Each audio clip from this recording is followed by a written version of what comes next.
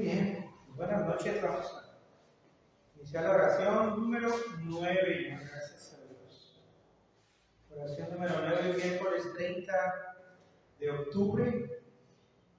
Sabemos que este mes de octubre, pues al final, el día de mañana, el 31 de octubre, pues mucha gente pues, celebra Halloween y sabemos que se dice que es el día de todos los santos, pero sabemos que Halloween tiene sus raíces de los celtas, de los druidas, y tiene raíces en el ocultismo, en las cosas que no le agradan a Dios. Entonces nosotros tenemos que cuidar ello y en ese entendido sabemos que a Dios pues no está muy de acuerdo con esas cosas, no le agradan esas cosas. Ahí en YouTube les compartimos un video que se llama Adelantándonos al Halloween, donde ustedes pueden ver las raíces del Halloween y por qué es que pues, a Dios no le agrada este festejo. Para empezar, no es un festejo mexicano, no es un festejo tampoco ni siquiera estadounidense, es de allá de los celtas, de allá de Europa. Entonces, estas personas pues creían en los espíritus. En este 31 de octubre ellos creían en la entrada de espíritus malos, inmundos, fíjense, a los hogares. Entonces, imagínense de dónde viene esta creencia del Halloween. Entonces nosotros que conocemos a Dios, que conocemos a Jesucristo, nosotros tenemos que estar alejados de todo ocultismo, de todas las cosas que son pues negativas, que son de la oscuridad. Tenemos que alejarnos porque dice la palabra de Dios que comunión tiene la luz con las tinieblas. Pues ninguna. Nosotros hemos sido llamados a hacer luz en medio de las tinieblas. ¿Eh? Y vamos a continuar con el capítulo de Mateo, el capítulo número 9.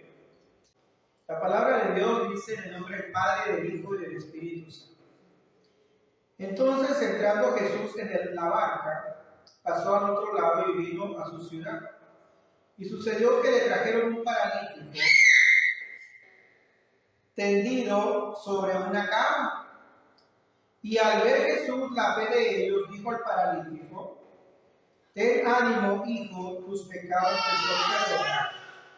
Y entonces algunos de los escribas decían dentro de sí: este blasfema. Algunos de los escribas decían dentro de sí: este blasfema. Y conociendo Jesús los pensamientos de ellos, dijo: ¿por qué pensáis mal en vuestros corazones? ¿Por qué? ¿Qué es más fácil decir los pecados te son perdonados o decir levántate y anda? Pues para que sepáis que el Hijo del Hombre tiene potestad en la tierra para perdonar pecados. Dice entonces al paralítico: levántate, toma tu cama y vete a tu casa.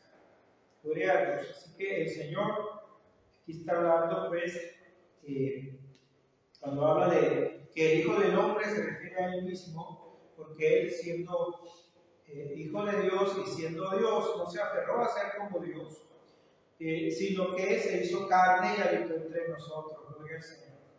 Dice el versículo 7: entonces Él se levantó y se fue a su casa, y la gente al verlo se maravilló y glorificó a Dios, que había dado tal potestad a los hombres. Y viene el llamamiento de Mateo.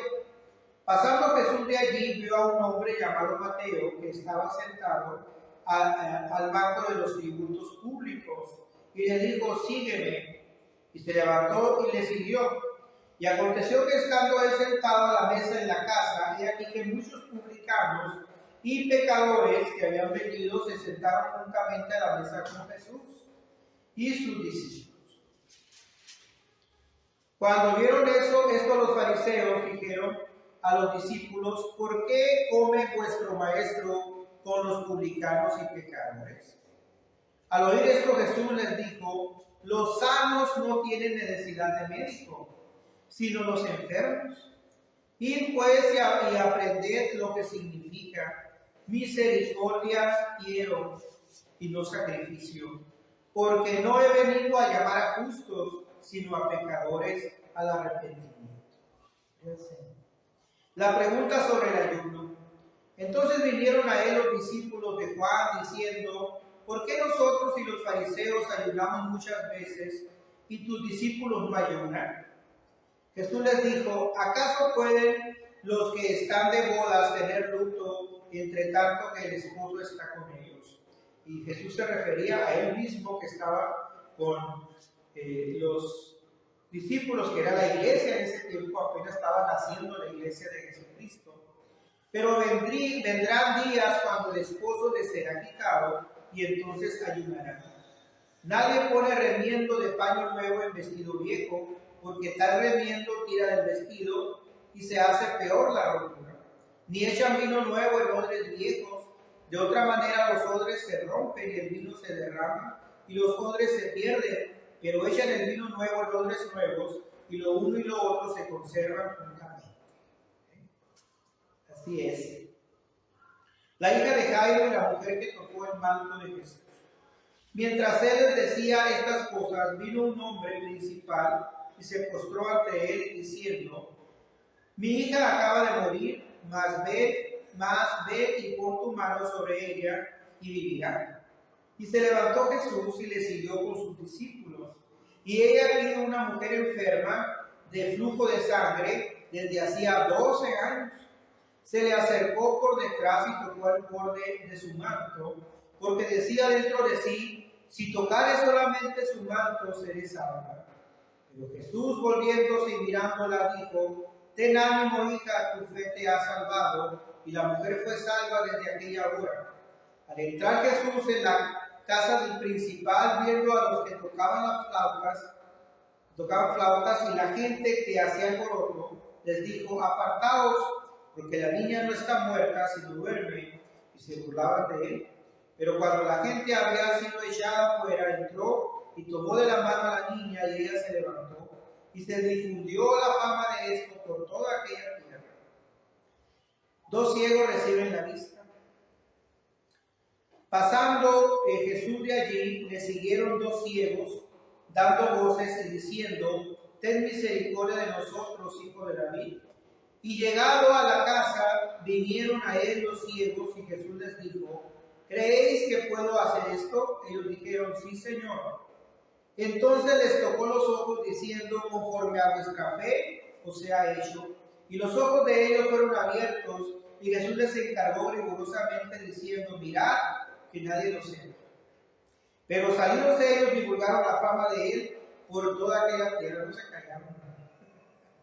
Divulgaron la fama del Señor. Un mudo habla. Mientras salían ellos, he aquí, le trajeron un mudo endemoniado. Y echado fuera el demonio, el mudo habló, y la gente se maravillaba y decía: nunca se ha visto cosa semejante en Israel. Pero los fariseos decían: por el príncipe de los demonios echa fuera los demonios. ¿Sí? Los fariseos eran incrédulos y no creían en los milagros de Jesucristo. Entonces le decían hasta que tenía demonios. Pero Jesús nada más les escuchaba, y en este caso les escuchaba y no comentó nada. En otras ocasiones sí les decía. La mies es mucha. Recorría Jesús todas las ciudades y aldeas, enseñando en las sinagogas de ellos y predicando el evangelio del reino y sanando toda enfermedad y toda dolencia en el pueblo. Y al ver las multitudes tuvo compasión de ellas, porque estaban desamparadas y dispersas como ovejas que no tienen pastor. Entonces dijo a sus discípulos: a la verdad la mies es mucha, mas los obreros pocos. Rogad pues al Señor de la mies que envíe obreros a su mies. Pues este es el capítulo número 9. Y vemos primero cómo Jesús sana a un paralítico y le dijo el Señor: ten ánimo, hijo, tus pecados te son perdonados. El Señor sanó al paralítico. Pero como siempre los escribas decían dentro de sí: este blasfema. porque dice que sus pecados son perdonados. Y dijo el Señor: ¿por qué pensáis mal en vuestros corazones? ¿Por qué? ¿Qué es más fácil, decir los pecados que son perdonados o decir levántate y anda? Pues para que sepáis que el Hijo del Hombre tiene potestad en la tierra para perdonar pecados, levántate, toma tu cama y vete a tu casa. Eso entonces le dijo al paralítico. Así que los escribas y los fariseos por todo hablaban en contra del Señor. Si hacía milagros o cuando hablaba otras cosas o hablaba ante la gente, hablaba con parábolas, siempre hablaban diciendo cosas. Pero el Señor, pues aún así, él hacía milagros. Y hacía milagros también en sábado el Señor. Y luego viene el llamamiento de Mateo, que es el que escribió, inspirado por el Espíritu Santo, este Evangelio de San Mateo. Él lo escribió, pues tuvo el llamamiento de Mateo. Mateo era un publicano, un cobrador de impuestos. Y dice la palabra del Señor que pasando Jesús de allí vio a un hombre llamado Mateo, que estaba sentado al banco de los tributos públicos, y le dijo: sígueme, y se levantó y le siguió. Y después se le aglutinaron todos los. Ahí con Mateo estaba, como era publicano él, pues se le aglutinaban todos los publicanos. Y había otros más junto con él. Y los fariseos pues también hablaron acerca de ello y por qué estaba con publicanos y pecadores, el maestro de sus discípulos. ¿Por qué estaba Jesús conviviendo con publicanos y pecadores? Y el Señor les contestó que Él había venido a llamar a justos, no, porque no he venido a llamar a justos, sino a los pecadores al arrepentimiento. Así que Él vino a buscar lo que se le ha perdido. Y Él vino a perdonar pecados.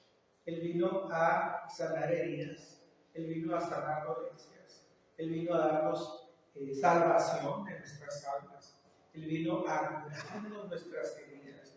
Heridas de todo tipo, heridas físicas y no físicas, heridas del corazón, heridas del alma, de sentimientos que a veces traemos de mucho tiempo. El Señor también sana esas heridas.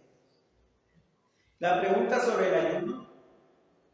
El ayuno es muy importante. ¿Por qué? Porque hay enfermedades, hay espíritus también que solamente con ayuno y oración. Entonces es muy importante también que ayunemos cuando necesitamos tener una comunión más estrecha con Dios. Siempre les digo que ayunen por lo menos una vez a la semana. Ayunar por lo menos una vez, sábado, domingo. Comúnmente el domingo se ayuna, ¿no? Pero se puede hacer cualquier día de la semana. El ayuno es muy importante para que el espíritu se vivifique y que la carne se someta a las cosas de Dios. Y así es más fácil vivir una vida cristiana, guiada por el Espíritu Santo. Luego viene la hija de Jairo y la mujer que tocó el manto de Jesús. La hija de Jairo se reían porque Jesús decía que la hija de Jairo estaba dormida. Y cuando se fueron estas gentes que salieron de la casa de Jairo, el Señor entró y le dijo a la niña: ten ánimo, hija, tu fe le dijo que la niña no está muerta sino duerme. Y cuando fueron echadas toda la gente afuera, dice, el Señor sanó a la niña, tomó la mano de la niña, dice, y ella se levantó. Entonces, esa fama del Señor, de ese milagro, fue distribuido por las personas en todo el lugar cercano. El Señor empezó a tener mucha fama y todos lo buscaban porque hacían milagros. Por eso dice la palabra de Dios que los milagros que hizo el Señor son incontables. La mayoría de ellos no vienen de la Biblia. Vienen muchos milagros, pero la mayoría no vienen. Y esta mujer también que tocó el manto del Señor, también viene no solamente en este evangelio, sino también en otro evangelio. Dice que ella tocó el borde del manto del Señor y ella fue sana completamente. Y el Señor, aquí vemos que le dijo el Señor: ten ánimo, hija, tu fe te ha salvado. Pero esta mujer se abalanzó, se arrastró como pudo hasta tocar el manto del Señor. Ella sabía que si veía al Señor y tocaba su manto, iba a ser sana completamente. En otra parte, en otro evangelio dice, como era mucha gente que se aglutinó y esta mujer quería tocar al Señor, dice que ella como pudo fue y lo tocó, y el Señor volteó y dijo a sus discípulos: ¿quién me tocó? Alguien me ha tocado. Pero Señor, ¿cómo nos preguntas si alguien te tocó? Ve la gente que nos rodea, muchísima gente. No es que alguien me tocó y he sentido poder que salió de mí. Y eres esta mujer. Le dijo a esta mujer: yo he sido Señor. Y le dijo el Señor: aquí vemos, ten ánimo, hija, tu fe te ha salvado. Esta mujer tenía 12 años de flujo de sangre. Comúnmente la mujer pues tiene su flujo cada mes, ¿verdad?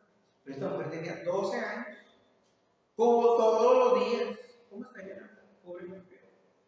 Muy débil, ¿verdad?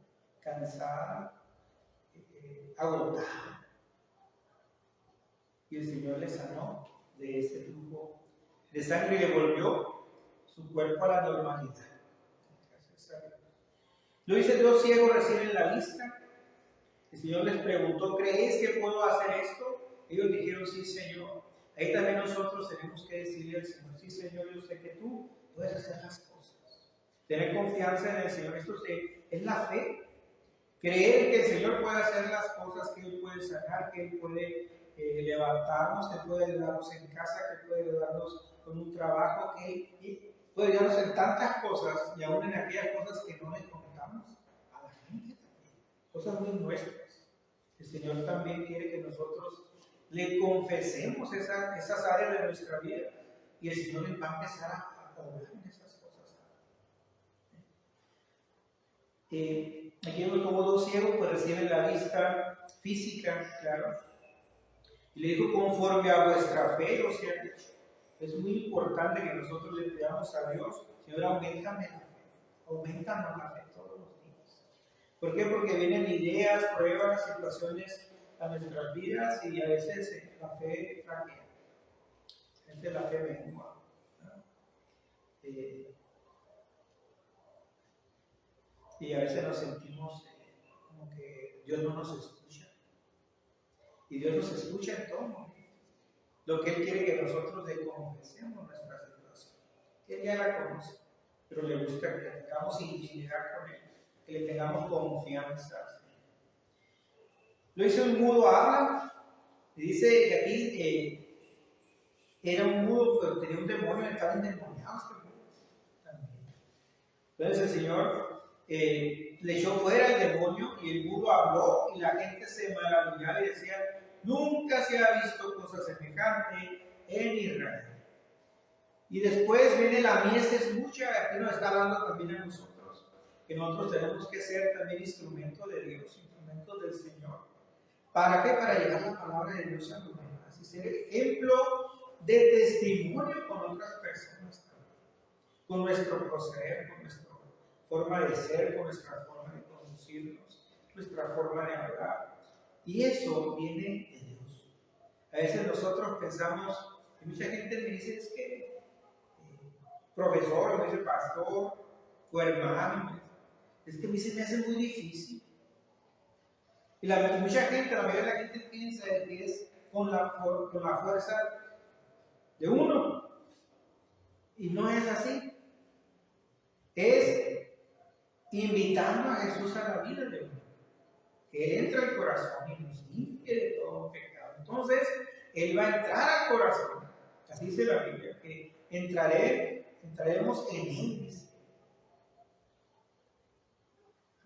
Entraré en Él, también dice otra parte, y cenaré con Él y Él conmigo. Va a estar con nosotros. Va a ser su hogar este corazón. Esta es la casa de Dios. Este es un templo físico, pero esta es la casa de Dios. Y Él habita en el corazón. si nosotros le invitamos a morar en el corazón. ¿Okay? Y ahí empieza una vida entonces de Dios, una vida cristiana. Y es entonces cuando la vida cristiana se hace más llevadera, porque está Jesús en nuestro corazón. El Espíritu Santo está en nuestras vidas y somos sellados, dice la palabra de Dios, con el Espíritu Santo. Somos sellados y ahora somos pueblo de Dios, somos pueblo adquirido por Dios. Ahora pertenecemos a Jesús, porque le hemos aceptado al Señor. Cuando una persona no le ha aceptado a Jesús, todavía no le pertenece al Señor, porque solamente de oídas ha escuchado al Señor, pero no le ha dicho: hey, yo quiero ser tuyo, Señor. Perdóname mis pecados, entra a mi corazón,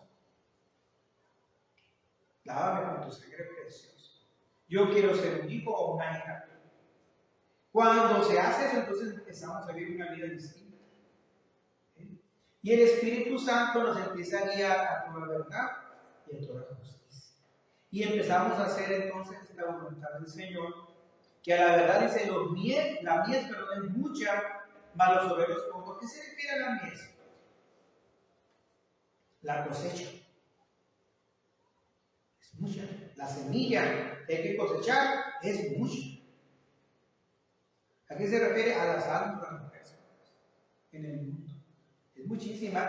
Y nosotros vemos los números, son muchísimos más los que no conocen a Jesús que los que conocen a Jesús.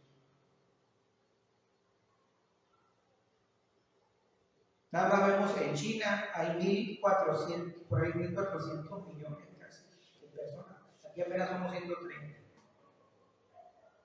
1.400 millones. Y en México 130. Y somos muchos. Pero de ahí nada más cerca de 11 millones de esos 1.400 son cristianos. Y aquí en México hablar de 11 millones estamos hablando de un 10% casi. ¡Wow! 11 millones. Y por ahí andamos, no sé cuánto habrá, pero no andamos, esperemos que no andamos tan lejos.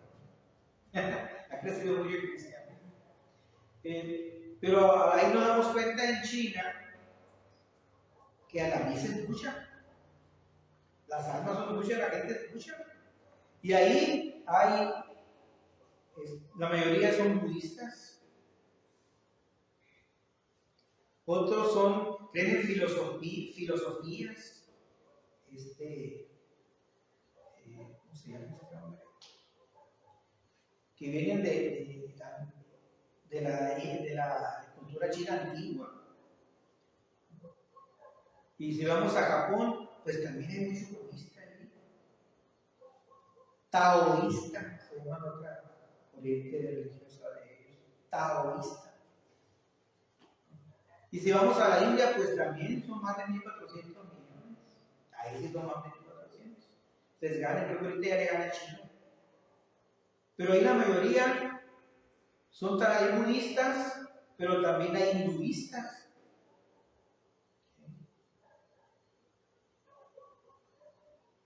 Y si vamos a los árabes, pues la mayoría son musulmanes del Islam. Entonces no creen en eso.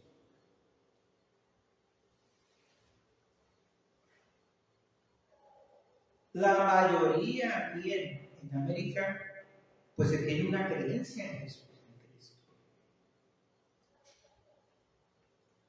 La situación es que todos realmente vivimos una vida cristiana, entonces ahí sí, qué bueno fue, como es, ¿no? Como debería ser una vida cristiana. Pero la realidad es que entonces nosotros tenemos que esforzarnos para recordarle a aquellos que conocen a Jesús o que saben de Jesús que hay que estar cerca de Dios. Y aquellos que no han conocido al Señor, pues decirle que hay un camino, hay una persona que se llama Jesucristo, que también les ama y que es el verdadero Dios, que es el Hijo de Dios y que es Dios juntamente con el Padre y con el Espíritu Santo. No lo conocen ellos. Jamás han oído de él. Muchos de ellos. Pero algunos sí han escuchado de Señor. Los mismos musulmanes, los islámicos, dicen que en la Biblia, ellos ven en la Biblia es el Corán, En el Corán él dice que ahí se menciona a Jesús y que Jesús es un profeta para ellos. Incluso que Mahoma lo ve como un buen profeta y como un hombre espiritual. Pero no le reconocen como hijo de Dios, no le reconocen como un santo. Yo creo que si Mahoma hubiera sido realmente un cristiano, pues qué diferente hubiera sido para los musulmanes. Hubieran sido unos cristianos fervientes, porque ellos se arrodillan, nomás suenan las chicharras a las 5 de la tarde y se arrodillan. ¿En dónde estén? Qué bueno fuera que todos los cristianos nos arrodilláramos una hora. ¿No? Sería diferente. Todos mismos seríamos diferentes. Porque le vamos a dar honra y gloria al Señor, le vamos a buscar, de decirle a Dios sin temor, porque mucha gente le da vergüenza. Sin temor a ser juzgados y sin pena, sin vergüenza con nadie. Creo que traeríamos nuestro alegricito con agua para el carro. O hubiera estos también en los supers, lugares donde ya está lista la alfombra para hincarse, ¿no? Para orar al Señor en un tiempo todos los días, en donde estemos, y darle gracias. Qué bueno. Gloria a Dios. Pues esta es la palabra del capítulo número 9. Vamos a orar al Señor. Vamos a cerrar nuestros ojos en esta noche. Padre, te damos gracias en esta noche, Señor. Gracias. Nos permites estar juntos, Señor. Gracias porque nos has traído con bien donde andábamos. Nos has protegido hasta el día de hoy. Y en toda esta semana has estado con nosotros. Gracias por este clima tan rico, Señor, que ya llegó este frío, Señor. Gracias, gracias, Padre. Bendícenos, protege también a nuestras familias, líbranos de toda enfermedad. Guárdanos en tu mano poderosa, Señor. Bendícenos. Ayúdanos a seguir adelante en tu camino, Señor. Gracias por esta palabra que hemos leído, donde tú nos enseñas, Señor, que tú has hecho tantos milagros, Señor.